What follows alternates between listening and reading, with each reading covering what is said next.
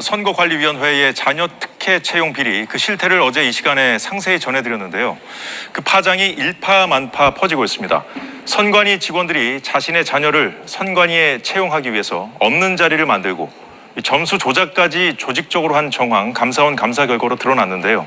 선관위 내부에서도 가족회사라는 말이 공공연히 나왔을 정도여서 일각의 일탈로 볼 게 아니라 선관위를 해체해서 대대적으로 개편해야 한다는 요구까지 나오고 있습니다. 선관위의 비리, 손정혜 변호사와 좀 더 짚어보겠습니다. 어서 오십시오. 안녕하세요. 선관위가 설립된 게 1963년이죠. 지금까지 단 한 번도 감사원의 직무 감사를 받은 적이 없다고 하는데, 그러다 이번에 이제 거센 반발을 뚫고 감사원이 감사한 결과를 지금 내놓은 거잖아요. 선관위가 이렇게 된 구조적인 원인이 뭘까요? 일단은 외부 통제를 받지 않으면 우리가 소위 말하면 고인물은 썩는다라는 말이 있잖아요. 지금 63년의 설립 이후에 수십 년 동안 한 번도 직무 감사를 받지 않았다라는 것은 그만큼 비위가 생기기 좋은 폐쇄적인 구조다라는 걸 단면으로 보여줄 수 있고요. 그러다 보니까 보통 공무원 조직에서 어떤 예를 들면 인사 청탁이나 비위가 있었다고 하더라도 소수의 인원이 소수의 권력자가 잘못된 생각으로 일탈행위를 하는 것이 많았지만 이렇게 만연된 비리가 이렇게 한 집단 안에 수십 년 동안 있을 것이라고는 국민들도 사실 상정하기 어려웠을 겁니다. 실제로 이제 감사원이 감사 계획을 발표하자 선관위에서는 우리는 헌법상 기관이기 때문에 감사를 받지 않겠다라고 헌재에 권한쟁의 심판까지 했던 전례가 있을 만큼 감사를 받는 부분에 대해서 굉장히 강력하게 반대 의사를 했었고, 실제로 이번에 감사를 받는 것도 이 특혜 채용에 대해서만 받겠다라고 하면서 감찰 자체에 대해서 굉장히 비협조적이거나 거부하는 태도를 보였는데, 우리가 역사상 부정선거가 있었습니다. 권력자들에 의해서. 그래서 선관위는 헌법에 명시해서 특별하게 독립성을 유지해주겠다라는 게 헌법의 기본 취지였는데 지금은 그 독립성을 지나치게 강조한 나머지 한 기관이 제대로 된 내부 통제, 외부 통제를 받지 않고 지금에 이르렀다라고 말씀드릴 수 있습니다. 이 선거관리위원회 여기 주요 직책을 맡는 사람들이 대법관이 추천한 인물 내지는 지역 선관위도 보면 법관들이 그 주요 직책을 맡고 있죠. 그건 문제 없습니까? 그렇습니다. 사실은 중앙선거관리위원회 위원장이 있고 이 사람이 가장 권력자고 인사관리 권한이 있을 것인데 지금 비행위가 이루어졌다라고 하는 사람들은 대부분 사무차장, 청장 뭐 이런 사람들이거든요. 즉 이 위원장이라는 기관장은 대법관이 지정을 하고 비상근으로 일하다 보니까 이 독립성을 유지하기 위해서 대법관 중에 한 명을 상징적으로 임명은 하지만 실무행위는 하지 않는 겁니다. 실무행위는 내부에 중요한 직책을 가진 사람들이 인사권이나 행정권을 장악하고 있다 보니까 오히려 이 사람들 위주로 권력이 집중되면서 통제가 안 된다라는 문제가 있어서 그래서 또 통제가 안 되는 거군요. 그렇습니다. 그래서 중앙선관위원장을 상근 체제로 바꿔야 되고 외부 인사를 많이 유입을 해야 된다는 목소리가 수십 년 전부터 있었습니다. 그런데 지금 파문이 계속 커지고 있는 이유가 선관위가 이번 감사를 받으면서 조직적으로 이 증거인멸까지 시도한 그 정황들이 속속 드러나고 있기 때문 아닐까요?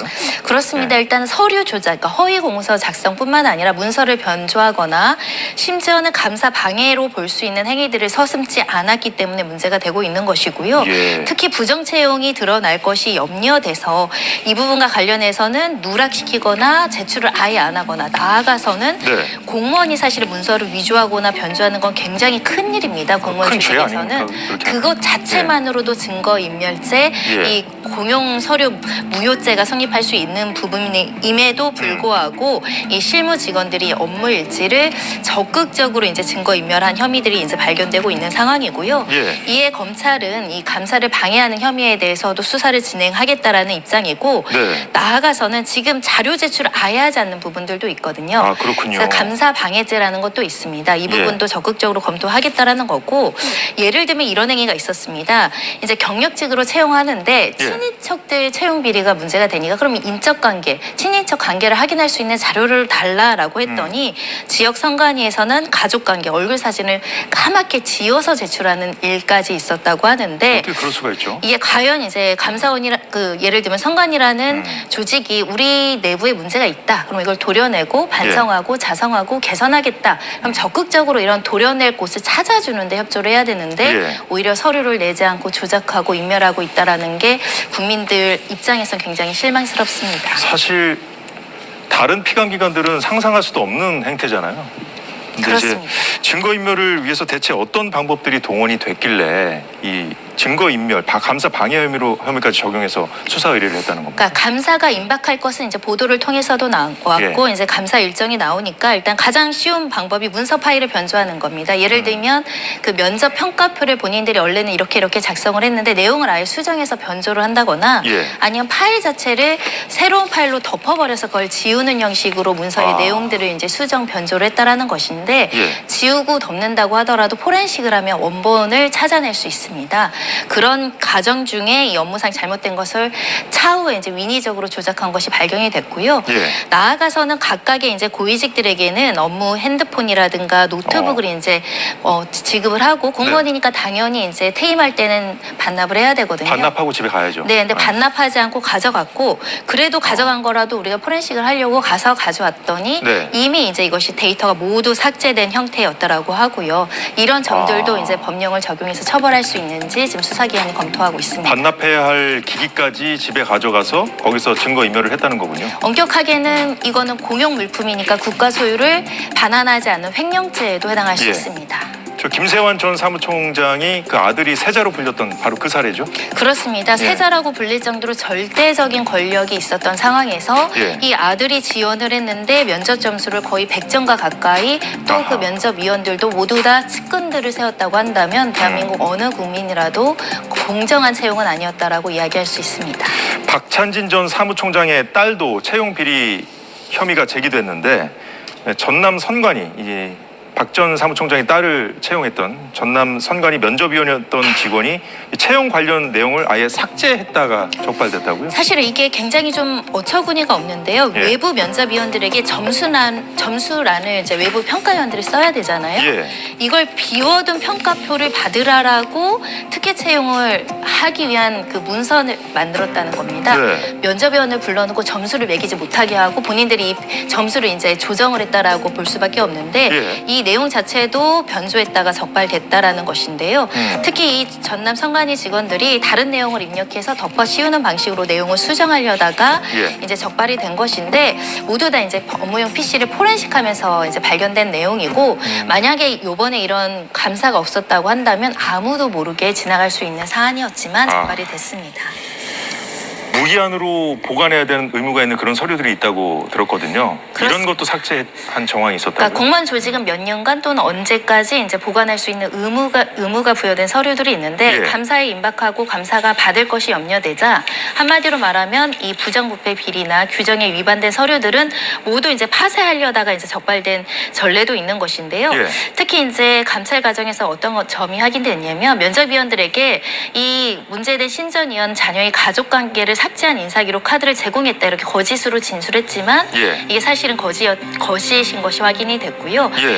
그에 나아가서 인사비리가 발견이 되면 사실은 이 부분에 대해서 뭐 이렇게 해서 잘못했다라는 태도를 보이는 것이 아니라 별것 아니고 간행적으로 우리는 이렇게 했다. 그러니까 만연한 어떤 도덕 불감증, 부정부패에 대한 심각성이나 경각성이 없다는 점이 이 사안에서도 확인이 됩니다. 거짓으로 말 맞추려는 그런 시도까지 드러났고 근데 이게 좀 불감증 말씀하신 불감증이 이렇게 있다는 것은 그 만연해 있었다는 거 아니에요? 관행적으로? 우리 썩은 사과 이론이라고 해서 하나의 사과가 썩으면 그 사과에서 그치는 게 아니라 조직한테 퍼져나갈 수 있거든요. 한 사람이 그러면 그 다음 사람도 따라하고 안 하는 게 손해 아니야? 이런 어떻게 보면 도덕적으로 굉장히 잘못된 간행들이 수십 년 전부터 내려온 거 아닌가. 그리고 누군가 그런 잘못을 했는데 처벌받기보다는 승승장구하는 것을 보면 또 뒷사람들이 따라하고 그래서 사실은 직무감찰이든 감사든 수사든 정기적으로 외부 통제, 내부 통제를 받는 것이 필요했음에도 불구하고 수십 년간 이렇게 누적된 간행이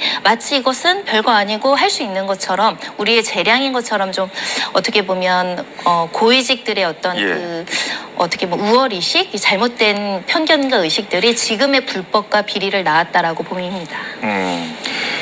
조직적인 은폐 시도가 있었기 때문에 그 지난해 7월에 감사가 시작됐음에도 불구하고 이제 이 감사 결과 발표, 중간 발표지만 있기까지 시간이 많이 걸린 이유가 있었구나라는 생각이 드는데 감사원 측에 따르면은 이 선관위가 감사장 마련 감사장을 보통 피감기관들이 마련해 주지 않습니까? 이런 것도 제대로 하지 않으면서 방해했다고 하더라고요. 네, 감사를 이제 우여곡절 끝에 부득이 받기로 해놓고도 이제 협조하지 않는 방법 중에 하나. 예. 그러면 감사원 직원들이 와서 공간을 차려놓고 컴퓨터도 있고 프린터도 있고 공간에서 감사를 하기 위해서 포렌식도 해야 되고 이런 필수적인 장비와 장소가 필요함에도 불구하고 그렇죠. 예. 이런 공간도 제대로 마련해주지 않고 나중에는 빈 공간을 주긴 줬으나 컴퓨터와 인터넷을 설치하지 않았다라는 거. 인터넷 없이 어느 공공기관에서 어느 사람들이 일을 할 수 있겠습니까?